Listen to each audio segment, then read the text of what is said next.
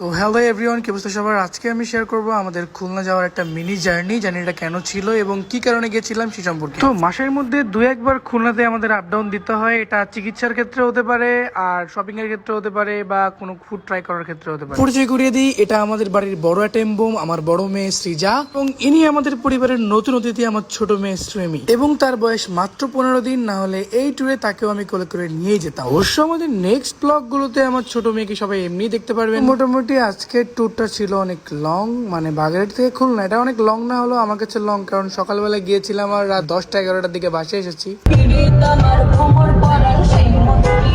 বন্ধুগণ, এটা নিয়ে ভাবার কিছু নাই, কারণ আমার বড় মেয়ের দাঁত সব ইন্দুরে নিয়ে গেছে। কি সুন্দর মনে থাকে, পড়া মনে থাকে না, গান মনে থাকে।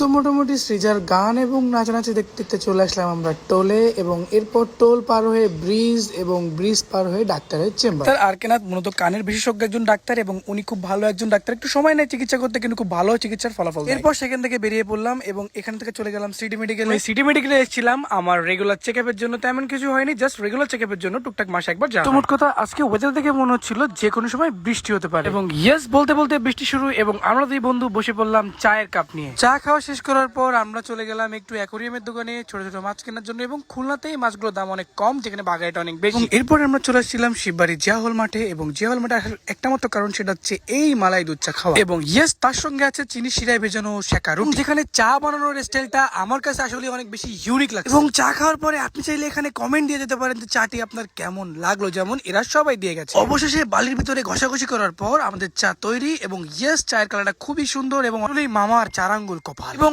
এরপর চায়ের মধ্যে দিয়ে দিল একটু কোকো পাউডার, এবং ইয়েস আপনাদের চা এবং রুটি একদম তৈরি। দেখতেই লোভনীয় লাগছে। খাওয়ার সময় পাত দিলে কিন্তু আমার জন্মের রাগ হয়। মোটামুটি 2 পিস মুরগির মাংস দিয়ে 1 প্লেট খিচুড়ি 70 টাকায় ভালোই দেয়। শেষ করে এবার রওনা দিলাম বাড়ির উদ্দেশ্যে, এবং রাত তখন বাজে প্রায় 11:30। এটাই ছিল মোটামুটি আমাদের সারাদিনের জার্নি। ভিডিওটি ভালো লাগে থাকলে অবশ্যই like, comment and share and do subscribe, এবং কমেন্ট করে জানাতে পারেন নেক্সট আপনারা কোন ধরনের ব্লগ চান। তো আজ এই পর্যন্তই, সবাই ভালো থাকেন, সুস্থ থাকেন, টাটা, বাই বাই।